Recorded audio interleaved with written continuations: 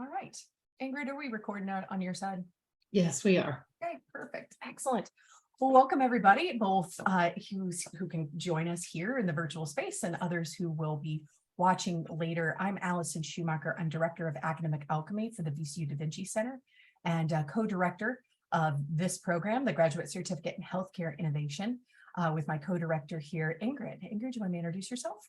Hi, my name is Ingrid Pretzer-Aboff. I'm Associate Professor at the School of Nursing here at VCU, and I do have products that have patents, and I have a very small business. I bring that knowledge to the certificate program. I work with, well, Allison, who's co-director of the Da Vinci side. So go ahead, introduce yourself. Oh, I just did, and you bring in so many grants. You are working specifically in the physical development of products now, and I know that you've dealt with some challenges in that space before for a long time. Absolutely. So I bring a lot of that with me also, what not to do, what to do. I have dealt with many different boulders along the way. And depending on the area of the country that you're in, there's different rules and regulations. Virginia is very regulated. VCU is, because of Virginia's state laws, very regulated as well. There are many different things to learn. There are many different people to tap into through this program. It's a completely open, silos down networking opportunity for you. It's amazing. We have even global, international opportunities for you. So it's quite the program, if I do say so myself. It brings together nursing, healthcare knowledge, in general healthcare arena, and the product development piece or the process development piece. And we work together at the same table to come up with solutions, come up with ways to bring products to fruition. And you'll see some examples of that shortly. It's very exciting. Yeah, Ingrid's experience is the perfect example of how a care provider can see, or a researcher or a healthcare researcher can see problems in the patient space, but don't yet have solutions and may want to bring them forward. There's also a lot of people in the product space or coming from business or engineering or arts that want to contribute to healthcare solutions, because there's a lot of them that we need, but don't necessarily know the healthcare side of things. So we're here to teach at least the high level and help some who already have product ideas really dive down, introduce you to our network so you can continue to work on those things. We don't disappear just because you graduate.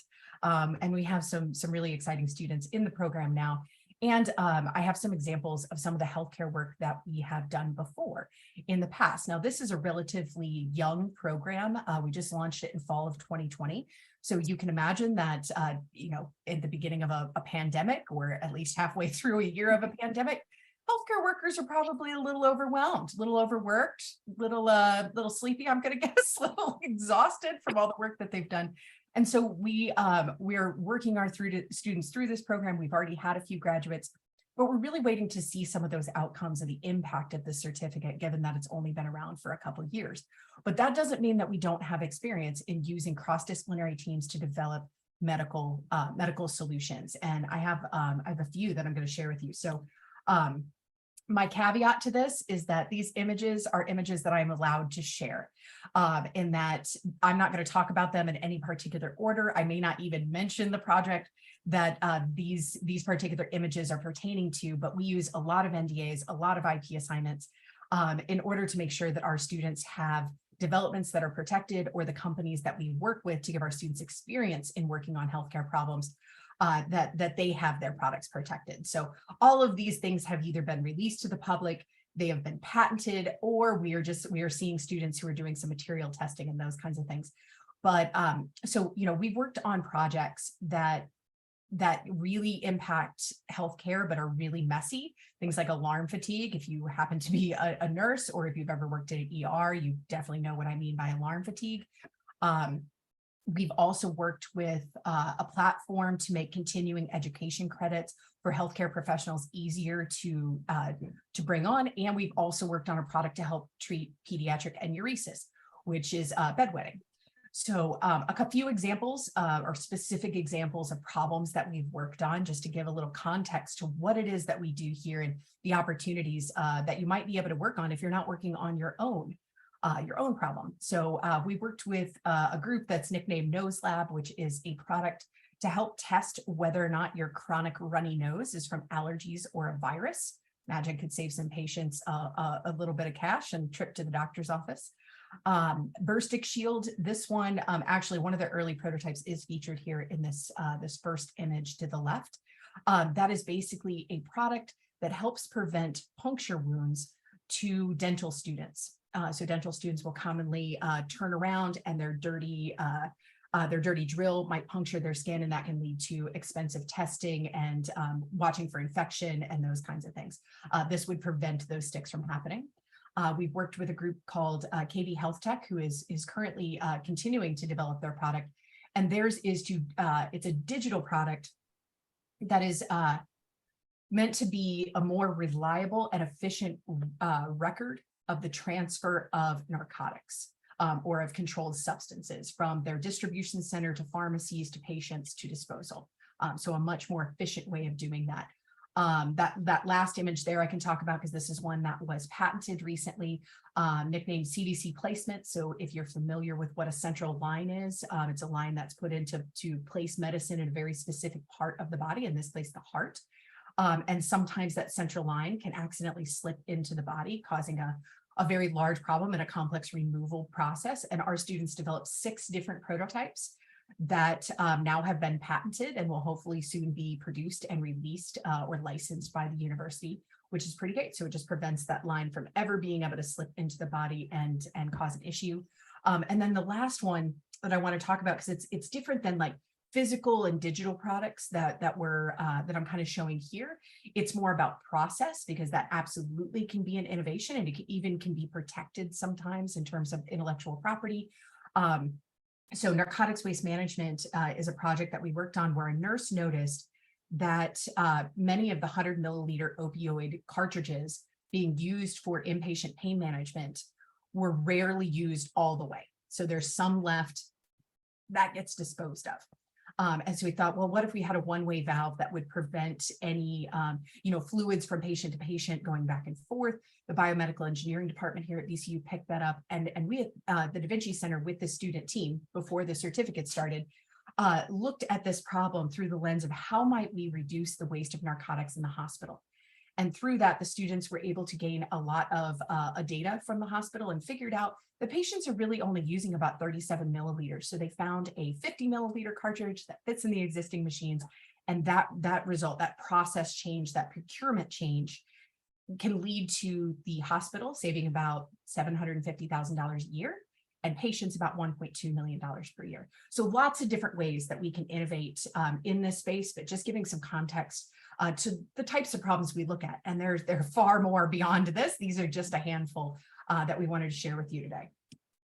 So this is a nice illustration of how healthcare works with product development and all the other information that we need to know, IP, and you'll see the classes described in a moment. But there's this nice bridge that occurs. So it's no longer the nurses at the bedside have to give their ideas away to somebody to make it, or say, I've got a great idea, but I don't know how to get there. It's just this nice little bridge.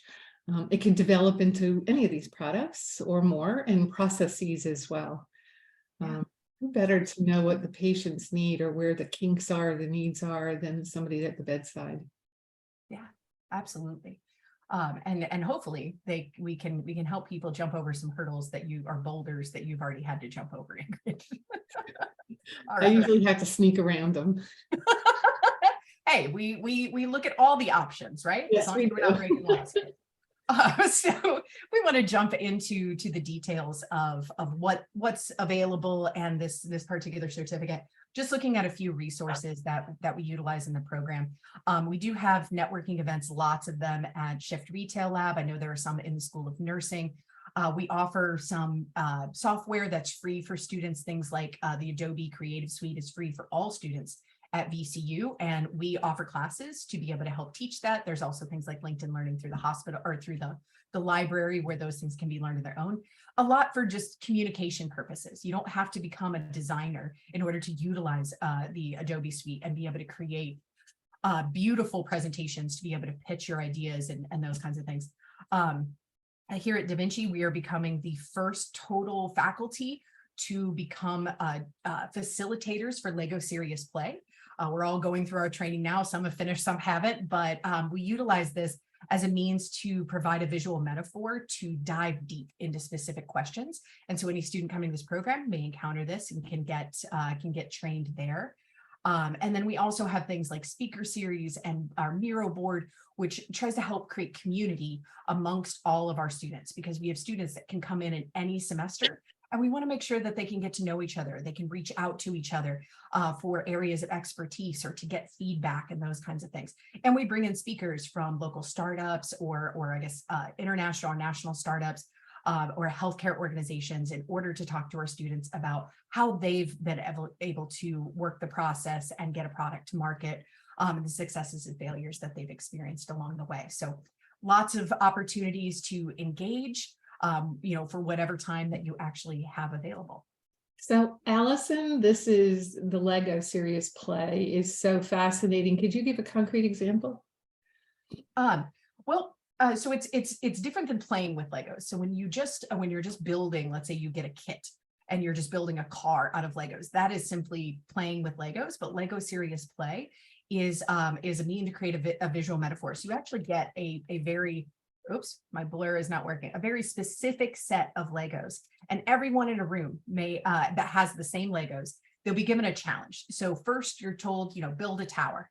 And so everyone builds a tower in a different way. And we can immediately see the value through those visual metaphors of how each person thought through building their tower. They may have made choices for specific reasons, and everybody shares what that looks like. And then you may pose another question that's deeper in terms of, give us a visual example of a problem in the college admissions process, right? So we might be talking to college administrators who are working on improving the admission process for students. And so then each person is going to have a different idea of what the biggest problem is in that admissions process. And then they can build their visual example. And if it's an elephant to you, it's an elephant to us. And so that person explains what it is, and it gives everyone involved a deeper understanding of how everyone's thinking through a single problem. Yeah, it's really fascinating. It's so simple, but really impactful. Yeah. I love the words though. Right. We also have some spaces and tools and those kinds of things for resources for students to utilize. So we do have a maker space. We have Shift Retail Lab, which I need to update that picture of Shift. Shift is much more lively. That's before it even opened. Right. Shift Retail Lab is a really unique place where students who have products or services that they want to test can bring them into this space and get feedback from the community. So we staff students there to keep it open. And if anybody has a finished product that they want to sell, they can absolutely do that in this space, and they maintain 100% of what they earn. We do not touch any student money. In fact, we just try to make sure we have funds available to be able to provide students with prototyping resources and branding resources. Heck, we have a bunch of interns too from mass communications that will help people with their branding as part of their internship through Shift Lab. So lots of resources there. And then the far left image there is our 807 space. So 3D printers, laser cutters, vacuum form machines, hand tools, just screwdrivers and drills and those kinds of things. And in that first slide I showed the students, 2 of those where you saw students working were both in this lab. I am very lucky to get to prototype in this lab weekly with students from the Da Vinci Center. So we get to build out all kinds of things. It's like a vacation for my job. Oh my gosh, if you want to prototype with me, please, let's make some stuff. Let's do this. The next one over is just classroom space. And then there's this lovely space in the School of Nursing, and that is very social area or place for people to be able to meet up. Many of your courses, you may not interact with your teams very often, but you can meet in person, or very often in class or in person, but you can always meet up in the School of Nursing. And then Ingrid, sorry, you're from the School of Nursing. You can describe these much better than I can. Bottom right is that space for socializing, for students to meet. It's a very comfortable space and well used. The top right's the interesting space that we have. It's a laboratory biobehavioral research lab, full service. So there's a lot of things that you can do in there. This is Dr. Teresa Swift-Scanlon that runs the lab, and you can see she's working on some type of sample. So you do have access to that. Our other, which I can't put in a picture, our other space are clinical settings. So in clinics around Richmond, all sorts of populations. We have the RNs, the nurse practitioners, access to patients through these venues would be very helpful in some testing of some prototypes. So that's what we bring to the table. So deadlines, this is me, right? So we have the deadlines for applying to this program. The next deadline coming up is, well, April 15th for the summer program.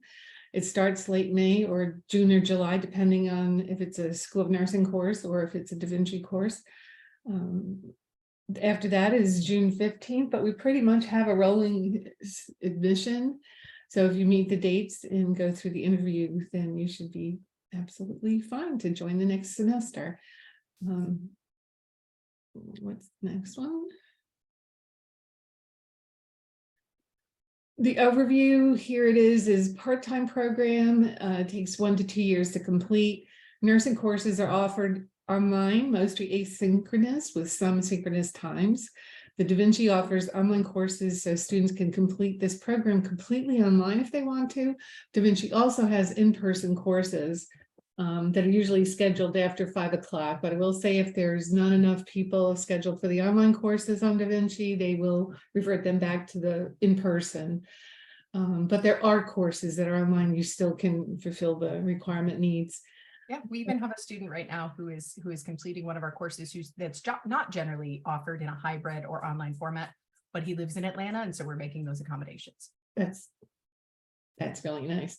The summer deadline, I said, was April 15th. The fall deadline is June 15th, and you apply through the VCU Graduate School. It's a 12-credit graduate certificate. It's multidisciplinary. So there's 6 credits from the VCU School of Nursing. That's from the Leadership and Organizational Science program, master's program, and also 6 credits from the Da Vinci Center Master of Product Innovation program. So if you're in one of these 2 master's programs, those credits are part of that master's program. You only need 6 more from the other masters. So that works out well, or you just take these 12 credits from each. You do not have to be in a master's program.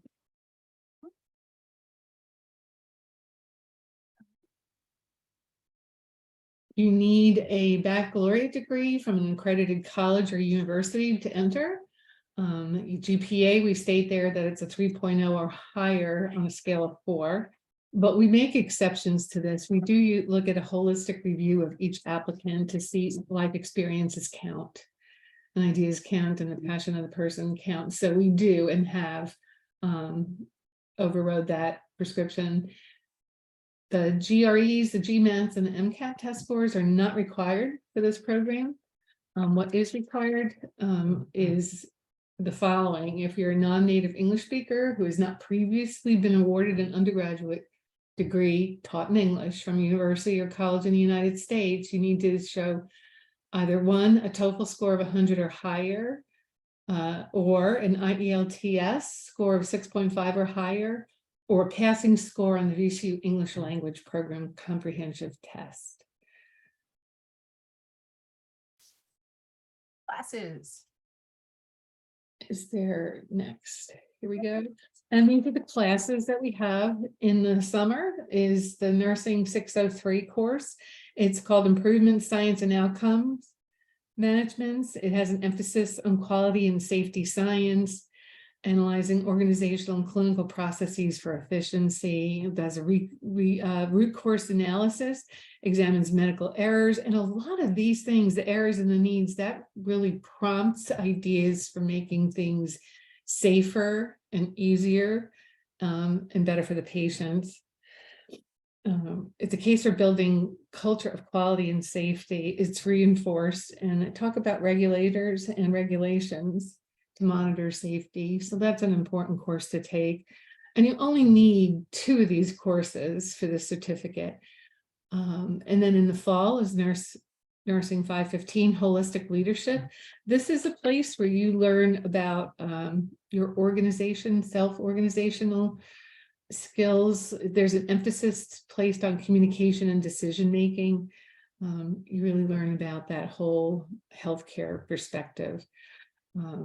And then the next course is let's see, we did summer, fall, let's do the 517 course, Implications for Human Material Resource Management.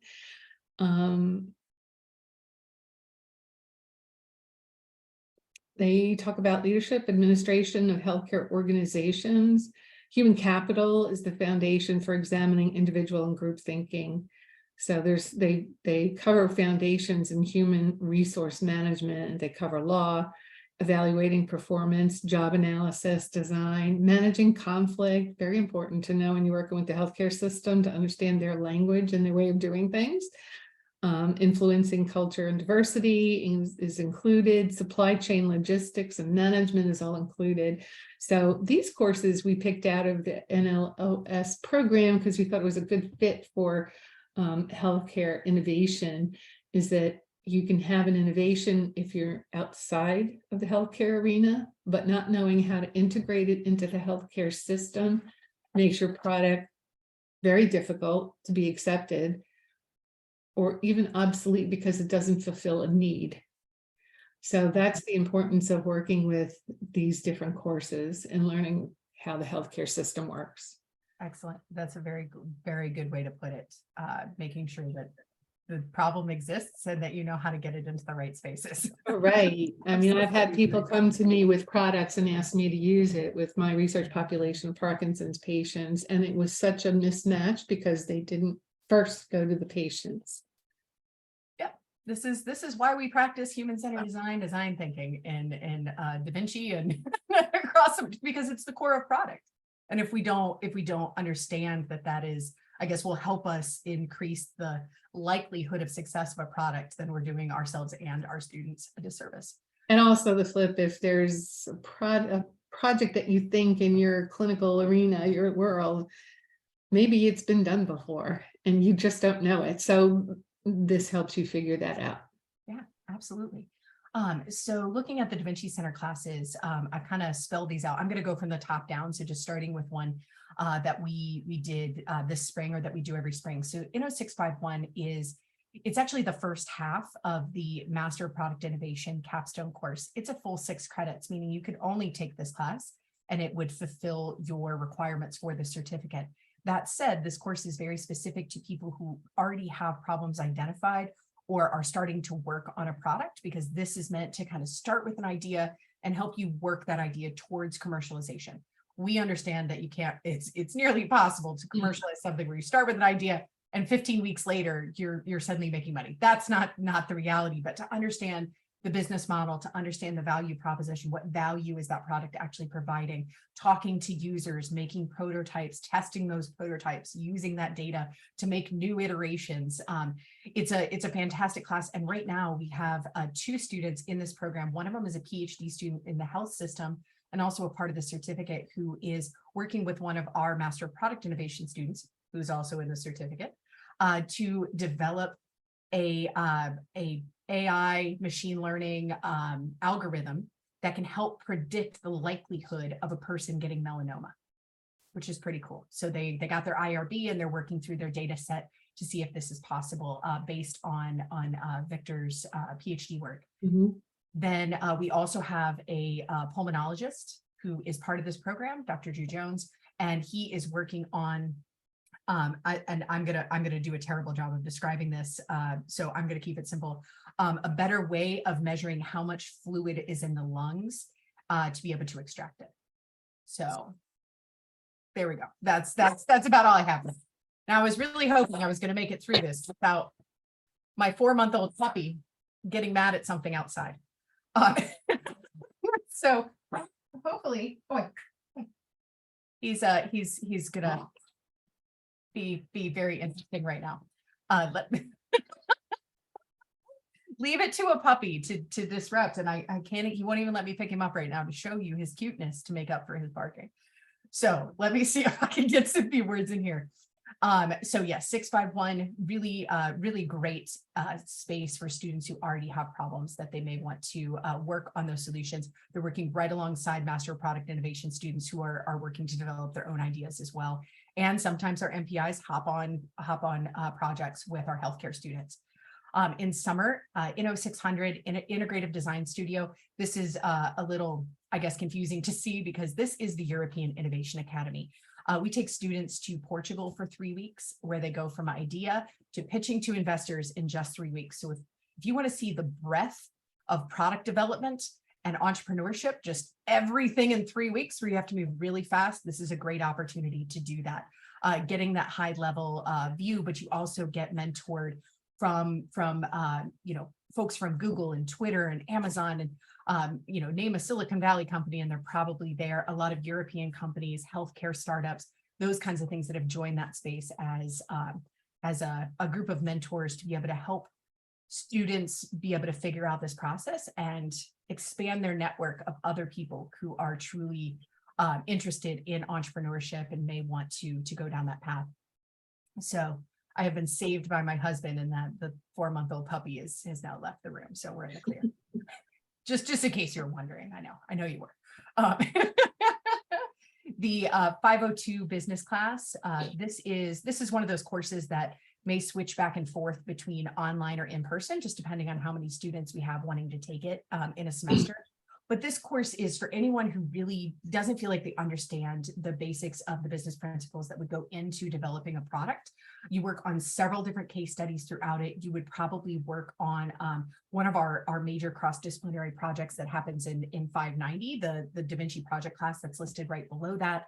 And you get to work with really incredible faculty that are international business consultants or chief technology officers. It's all of our faculty in Da Vinci do what they teach. So it's real life experience coming to you from that perspective. And you can ask them just about any question and they're going to be able to answer it or be able to point you in the right direction of someone who can. And then that Inno 590 class is not one that you're going to find directly attached in our links at the bottom there. That course is, it's called the project course because I have to go out into the world and find projects that can come into our classroom for all of our MPIs and healthcare students to work on. So if you are interested in working on a healthcare project, much like the ones that I described at the beginning of this presentation, reach out to me and we can absolutely get you in the class. I just want to make sure that I have the right projects in line for our students. If I do have healthcare students coming in, I want to make sure you have the opportunity to work on a healthcare problem. So the earlier, the better with something like that. And then every semester we offer courses. So I mentioned design thinking and human-centered design. Inno 610 is offered every single semester, 3 credits where you get internationally recognized certifications in design thinking and change management. This is a course that is really meant to get you focused on the design thinking process, the user-centered process, so that we are placing empathy at the heart of design, focusing on those humans as the heart of design. And then every single semester we have Inno 691 topics courses available. And I got a whole bunch of those that I'm going to quickly describe in the next slide, just to give you an idea of the types of electives that we teach in the Da Vinci Center. So I already mentioned Inno 610, so no need to go through that one, but the rest of these are ones that we offer mainly in the summer semester and then in fall and spring, depending on our professionals' availability. But user experience, user interface, that is everything from how you engage with an app or website from beginning to end, or that is even you going to a restaurant from the time you pull into the parking lot all the way working through the hostess to eating the food to exiting the restaurant. So user experience, how you are experiencing an entire process of a product or a service. And then the interface is what you are actually interfacing with, what you're engaging with. IP for startups. This is how do startups use intellectual property to compete with the big guys? You know, it's patents and trademarks and copyrights and trade secrets and those things. Like, what can you really protect in order to give yourself some foundation for your business and then also to prevent infringement? Scrum Master certification. It's a great product methodology. I'm sure many of you have probably heard of Agile. Scrum is a part of Agile. This is a way of making sure that you are consistently outputting usable product over 2 to 4 week sprints or 2 to 4 week spans. So product methodology, great class, also a internationally recognized certification. And then user research for product innovation just dives deeper into user research methods. Prototyping your ideas is an opportunity for you to get experience specifically in the area of prototyping from someone who has done this with Nike and Reebok and currently produces medical products to help, to help prevent falls in the home for older patients. So those may be similar customers to what Ingrid has with her her base of Parkinson's patients and those kinds of things, but really just trying to help increase awareness and strength, mainly through orthotics and wearable technology. Okay.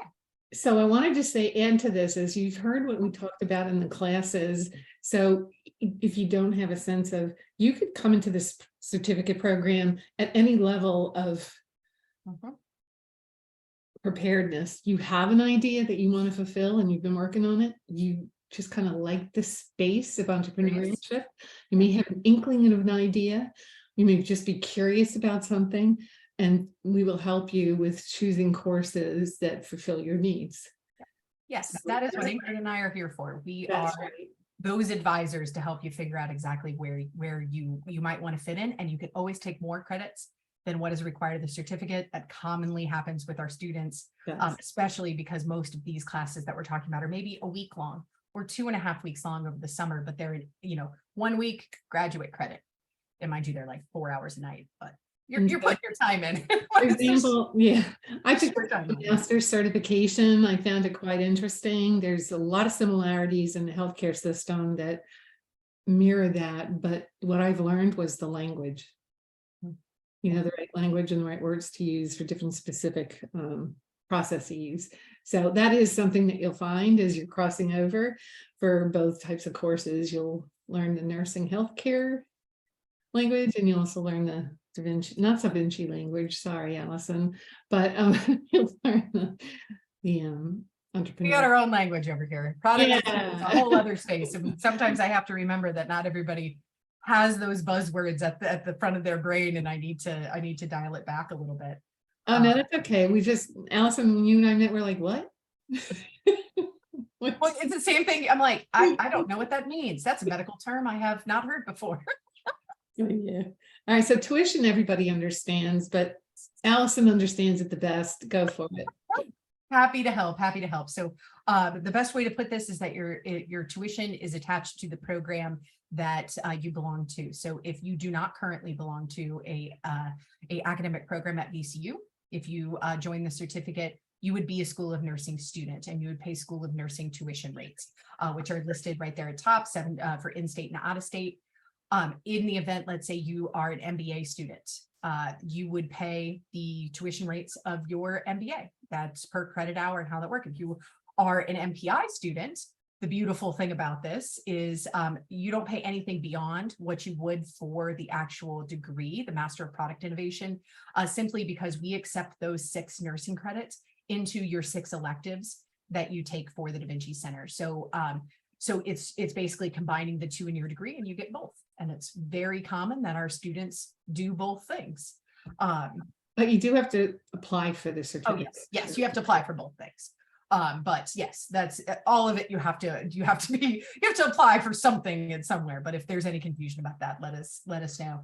But yes, if you come from any other graduate program, you can easily figure out what that tuition might look like by going to the tuition and fees calculator that's at the bottom of the screen. That is a live link that will be sent out to everyone who signed up for this event. But note that yes, the tuition is variable depending on the program that you're in. All right, next one. Oh, I can't remember. Is this one yours? It's kind of both of us.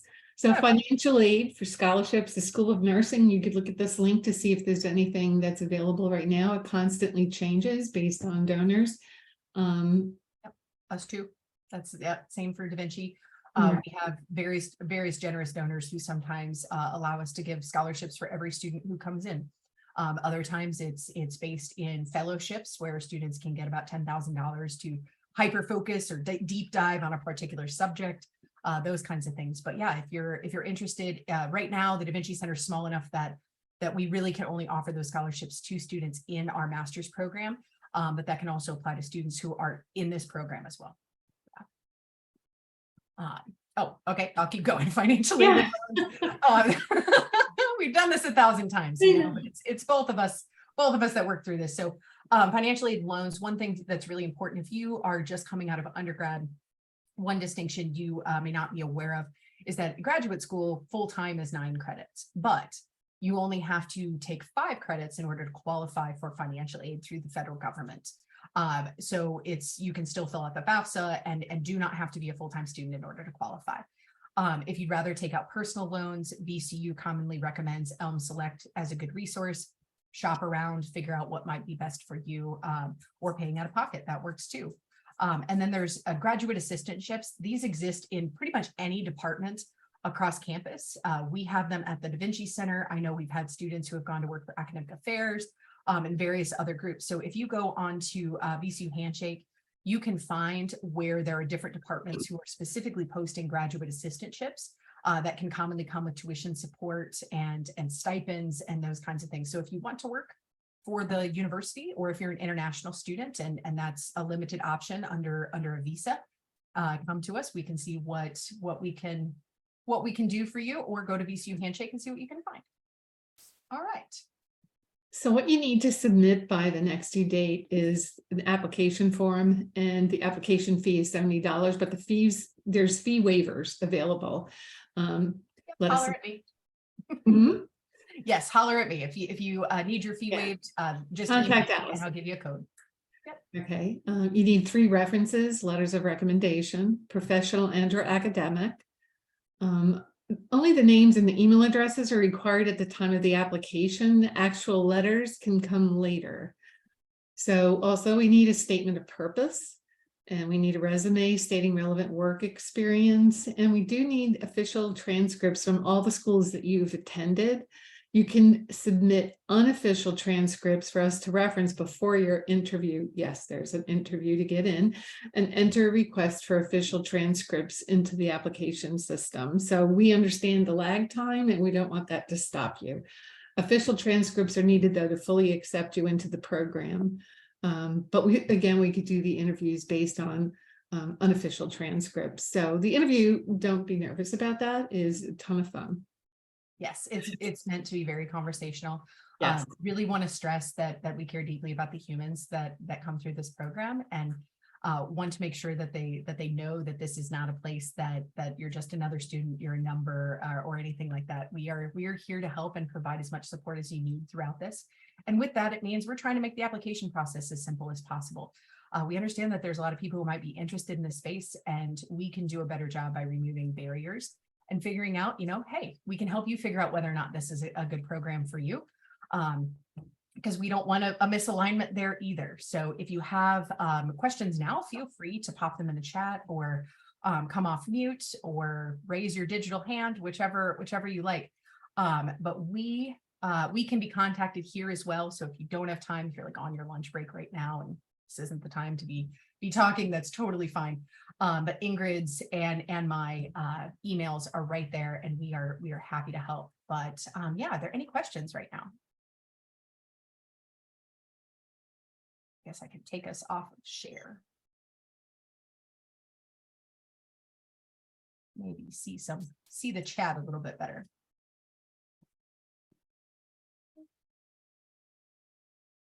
All right, one in the chat. Do you have any opportunities to talk with former graduates? Absolutely. Sure. Yes, we do. Yeah, happy to make introductions to alumni.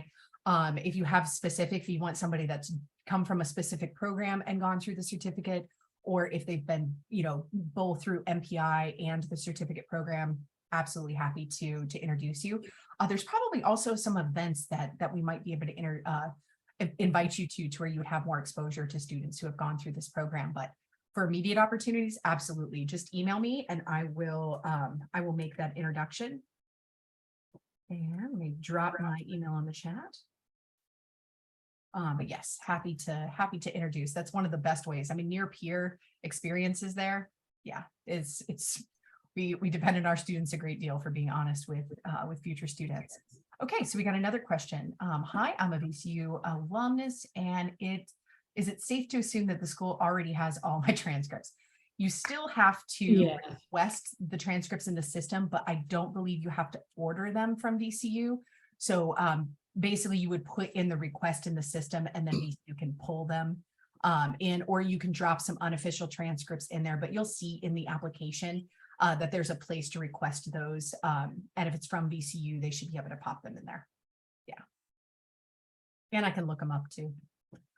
That's an easy enough thing to do. Yeah, good question. Anything else? Joe, I don't know if you're there, but I believe this is the first time that you've joined us, and you're with the School of Nursing. If there's anything you want to add, feel free. No, I think it's a great opportunity for students, and it gives you a different perspective by taking some of the nursing courses to see what nursing life is really like. And if you're looking to interact with providers of care, I mean, that's your largest group, in the country for working with patients. So it really is a nice opportunity. And our nursing students learn a lot from people from other disciplines. So we welcome those students in our courses. Thank you, Joe. Appreciate that. It is really the truth. Bringing people from different backgrounds. We had an experience. I was actually talking to one of our faculty yesterday who teaches the business course, or co-teaches the business course through Da Vinci BNO 502. And there were two students. So Dr. Drew Jones, the pulmonologist I was talking about, and one of our fashion merchandising students. He came from undergrad in fashion merchandising. His name is Perry. And they were working on or collaborating on a problem in class. And the laughter that happened in that experience made this teacher so happy. She's like, in what other world would these two people find themselves working on a similar project and just come from very different backgrounds, but being able to just laugh and really have fun with each other, solving these problems. It's everything we do at Da Vinci does nothing. We don't have tests at all. Everything we do is applied. So you are learning and doing. And I do want to note too, Ingrid had mentioned that the nursing classes are asynchronous and online, but you still work in teams. You still have the opportunity to collaborate with your classmates.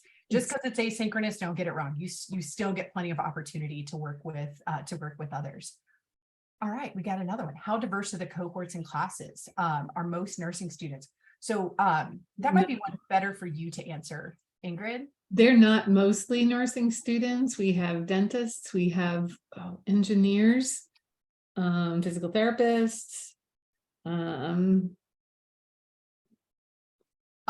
So adding to that question, I think, so diverse cohort. So we do have a lot of students who are coming from various different backgrounds in the MPI program. So we have engineers, we have, actually, if I can, let me bring it up and I can We have dentists, give you some cardiologists, we've got all sorts of students. Oh yes, arts, business, engineering, humanities and sciences. Right, fashion. Yes, fashion, psychology, Mhm. all different kinds of students, and then who also opt into this because they have an interest. I have a student who is, coming from criminal justice, but is going to be joining the MPI and the healthcare certificate this next round. Liana, there are arts undergrads that have gone into this program after they have finished their undergraduate program, but most of the art students specifically may not be coming from VCU, but have found the Da Vinci Center and then chosen to also engage in this. But arts and medicine is already something that's on this campus. And if we have students that are in the certificate that want to directly engage with the Center for Arts and Medicine, we can absolutely make those introductions. We all overlap in so many spaces. In fact, happy to provide connections there. part of my research team includes the School of Arts and the Fashion and Merchandising Department. I work very closely with them, finding it very necessary for design. Yeah, absolutely. I'm excited to see Liana here because I recognize her. Liana, were you one of my students when I was in the School of the Arts? Oh yeah, I'll get online because I feel weird now. Yeah. I mean, I think you did. Yes. So I went through the VCU Arts graphic design program a while ago now. I've been working for 10 years basically, but yeah, it was a great program. I was really interested to Myself hear here. this specific program with the healthcare. It's fascinating and not necessarily intuitive until you hear a little bit more about it. So thank you for your time. Well, and the arts have such a strong tie to, I mean, just empathetic Absolutely. design, and just what you learned in terms of the design process is so much like design thinking or human-centered design, that insight, that creativity, we bring artists onto healthcare projects. They tend to go in much more creative directions in just terms of the ideation process being a little bit more open and thinking about, oh, I've worked with this material before, or you know, I saw this other thing that's kind of shaped the same, and being able to bring those different types of things just because they're so visual. They're used to working with their hands commonly and have just the, you know, the ability to kind of think in that visual way. But I'm probably biased, and I'm just going to admit that here in this recording because I'm also an artist and designer. So we call some nurses that work in this field nursing hacks. We are just as, you know, depends on the person, is just as creative.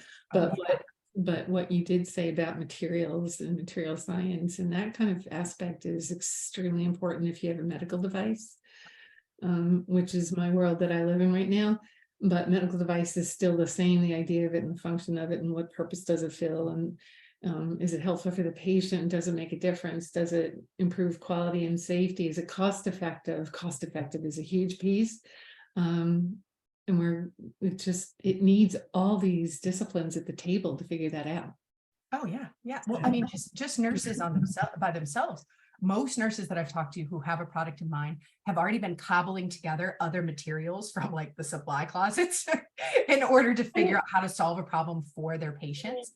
And it's very similar, I see, between you know, between these very creative students and these very creative nurses of like, how do I solve this in an efficient way? And then they end up with a product that maybe they're not even realizing that could be produced into something that could be purchased from their hospital and make everybody's lives a little easier. So it really takes a commonality of that type of thinking.